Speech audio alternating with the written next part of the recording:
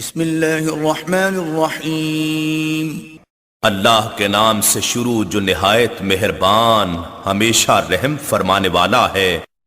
اقرأ باسم ربک الذی خلق۔ اے حبیب اپنے رب کے نام سے آغاز کرتے ہوئے پڑھیے جس نے ہر چیز کو پیدا فرمایا۔ خلق الانسان من علق۔ اس نے انسان کو رحم مادر میں جونک کی طرح معلق وجود سے پیدا کیا۔ اقرأ وربک الاکرم۔ پڑھیے اور آپ کا رب بڑا ہی کریم ہے۔ الذی علم بالقلم۔ جس نے قلم کے ذریعے لکھنے پڑھنے کا علم سکھایا۔ علم الانسان ما لم يعلم۔ جس نے انسان کو اس کے علاوہ بھی وہ کچھ سکھا دیا جو وہ نہیں جانتا تھا۔ کلا ان الانسان لیطغی۔ مگر حقیقت یہ ہے کہ نافرمان انسان سرکشی کرتا ہے۔ ان رآہ استغنی۔ اس بنا پر کہ وہ اپنے آپ کو دنیا میں ظاہراً بے نیاز دیکھتا ہے۔ ان الی ربک الرجعی۔ بے شک ہر انسان کو آپ کے رب ہی کی طرف لوٹنا ہے۔ ارأیت الذی ینہی۔ کیا آپ نے اس شخص کو دیکھا جو منع کرتا ہے؟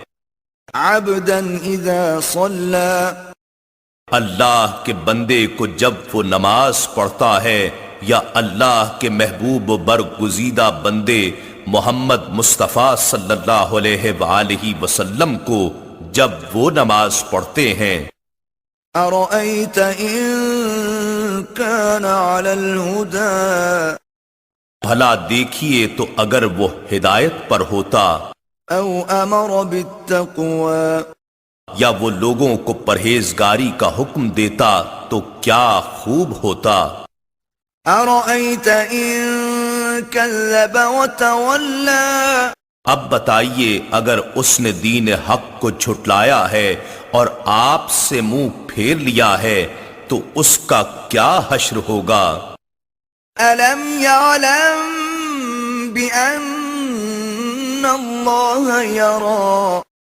کیا وہ نہیں جانتا کہ اللہ اس کے سارے کردار کو دیکھ رہا ہے۔ کلا لئن لم ینتہ لنسفعا بالناصیہ۔